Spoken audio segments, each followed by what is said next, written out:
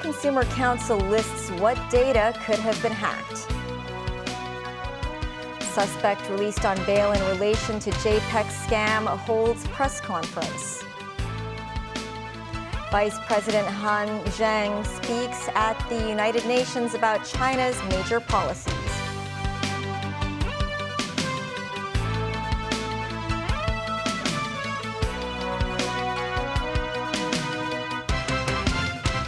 Hello and welcome to TVB News. The Consumer Council became the latest high-profile victim of the recent hacking incidents, with the body suffering a data breach. The hackers subsequently sought a $500,000 U.S. ransom.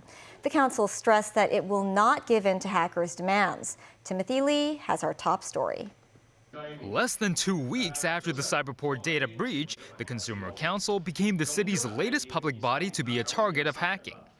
The council said it discovered a data transfer volume 65 gigabytes higher than usual during the cyber attack that lasted some 7 hours on Wednesday morning. Ransomware is believed to have stolen employees' and clients' data, as well as other internal record documents from the Consumer Council. The perpetrators demanded a ransom of $500,000 US, or around 4 million Hong Kong dollars, be given before 11:20 p.m. on Saturday. The Consumer Council said it does not yet know how much information has been stolen, adding the breach impacted the data of various people. The data of current and former staff, job applicants, their HKID numbers, addresses, and date of births have been compromised. The data of subscribers to the Council's Choice magazine has also been breached, including 8,000 who provided their credit card information, as has the data of complainants and partners of the Consumer Council. When the attack happened, up to close to 80% of the computer system was damaged and disrupted.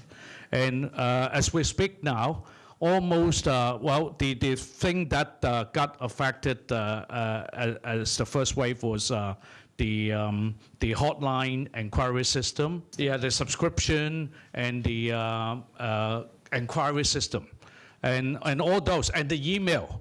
All the staff cannot access to their email accounts as well because of that attack. But all those have been repaired now.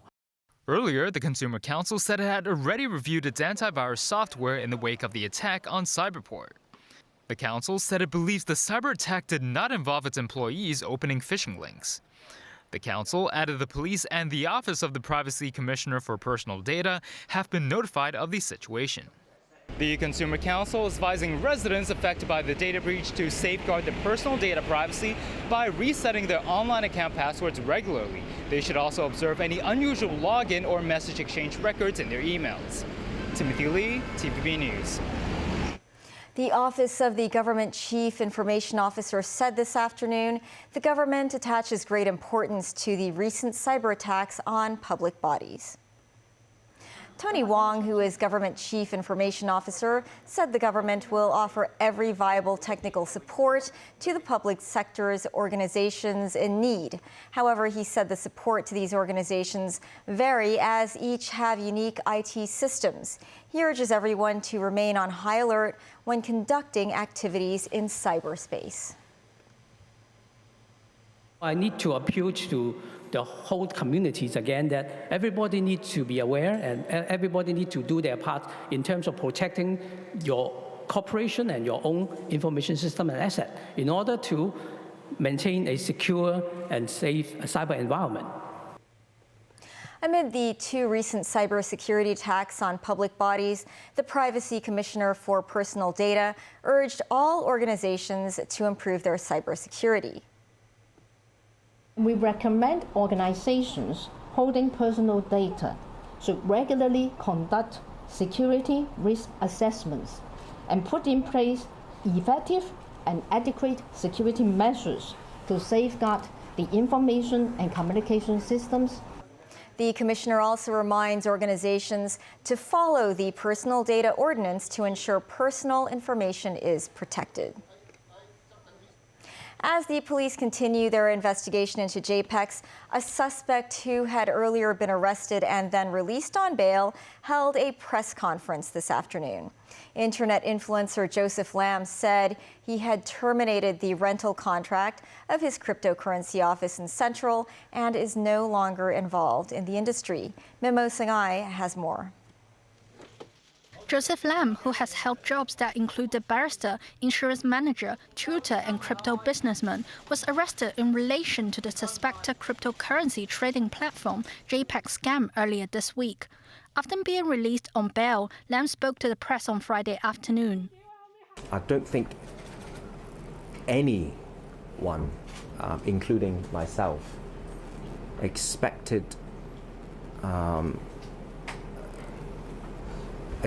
this outcome. I think everyone was shocked, and therefore, no, I didn't expect it to come to this. And I'm doing my best to cope,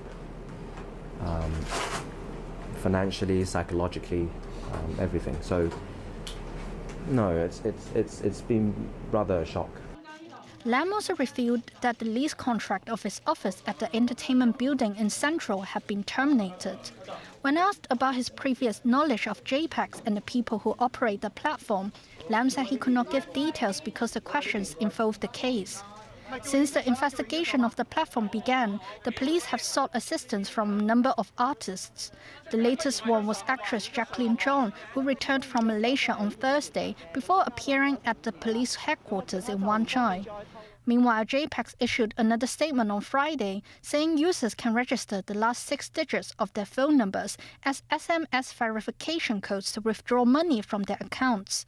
The platform said the method is being used as some local telecom providers have blocked users' access to its website upon the request of the police. This expert says revealing such personal data may not be as risky as it sounds. So if you try to simply just receive the code through the SMS, and then you input the code back to your application or your account under an encrypted channel. For example, you didn't connect to some insecure network like free Wi-Fi. I suppose it's still safe for that.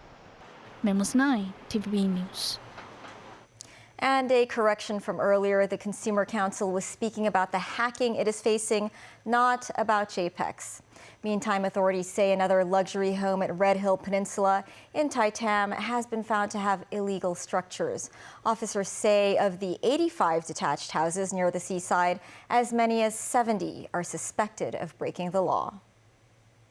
This morning, officers from Buildings and Lands departments, as well as the police, went to inspect 10 more houses. 4 units refused the officers' entry, while nobody answered the doors at 6 other houses. Authorities said today, in addition to unit numbers 70, 72, and 74, number 76 has also been found to have been modified without authorization. These 4 units were ordered to begin restoration work within 90 days and complete within 150. Some houses were found to be structurally unsafe after landslides early this month. President Xi Jinping has arrived in Hangzhou, where he will open the Asian Games tomorrow. He met with Syria's leader Bashar al-Assad in Hangzhou on Friday. President Xi said China and Syria will upgrade their relationship to a strategic partnership. Xi added China is willing to continue to work with Syria and safeguarding international fairness and justice. Beijing is also willing to strengthen Belt and Road cooperation with Syria and increase the import of agricultural products from Syria. At the United Nations General Assembly's leaders meeting on Thursday, Vice President Han Zheng delivered a speech that outlined China's policy position on a wide range of important issues. He said China will remain a member of the big family of developing countries and is a natural member of the Global South. He added China will help bring peace in Ukraine. Tracy Furness reports. Speaking at the general debate of the 78th session of the United Nations General Assembly, Vice President Hangzhou said China is committed to opening itself wider to the world and will always be a member of the big family of developing countries. 中国永远是发展中国家大家庭的一员。 Han said, as the largest developing country, China is a natural member of the global south. It breathes the same breath with other developing countries and shares the same future with them. He went on to say that China offers developing nations an alternative to what it has long called Western hegemony. On Taiwan, he said that China stays committed to safeguarding its sovereignty and territorial integrity. There's but one China in the world, Han said. The government of the People's Republic of China is the sole legal government representing the whole of China. No one, no force should ever underestimate the firm resolve, strong will and the power of the Chinese people to safeguard their sovereignty.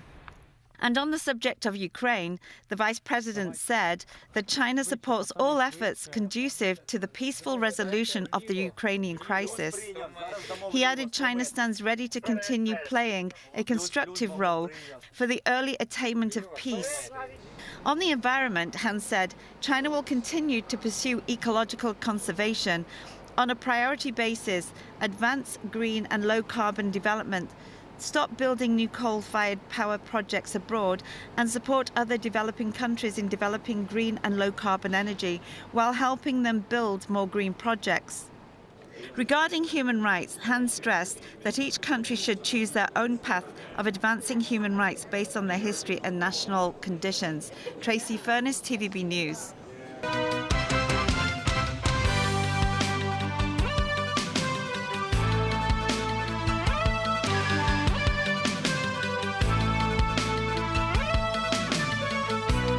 Canada has insisted India must work with them as they continue to investigate the murder of Sikh Hardeep Singh Nijjar. Justin Trudeau has blamed the Indian government for the shooting. India say they have not seen the evidence and strongly deny the allegation. David Garrett has more. The rift between Canada and India is growing following the killing of a Sikh activist in Vancouver in June. As India suspends visa applications, expels diplomats and warns its citizens there, the Canadian Prime Minister insists agents working for the Indian government were directly involved in the shooting of Hardeep Singh Nijjar. We're not looking to provoke or cause problems, but we are unequivocal around the importance of the rule of law and unequivocal about the importance of protecting Canadians and standing up for our values. That's why we call upon the government of India to work with us.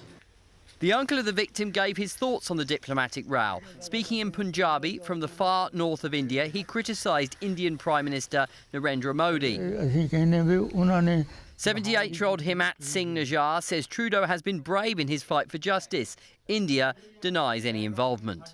We are willing to look at any specific information that is provided to us, but so far we have not received any such specific information. Some of the information leading to Canada pointing the finger at India came from one unnamed member of the Five Eyes Intelligence Alliance. It's a pooling of knowledge between Canada, Australia, New Zealand, the UK and US. Reports say US President Joe Biden brought the matter up with Modi at the G20 summit in India earlier this month. We have been and will be in contact with the Indians at high levels on this issue. It is a matter of concern for us. It is something we take seriously. It is something we will keep working on.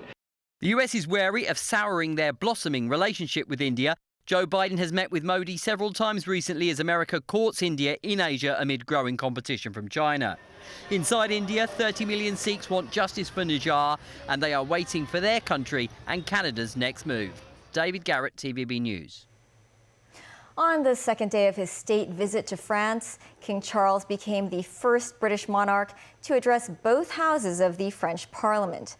And later, the King and Queen Camilla visited Notre Dame Cathedral, which was ravaged by fire in 2019. Tracy Furness has more.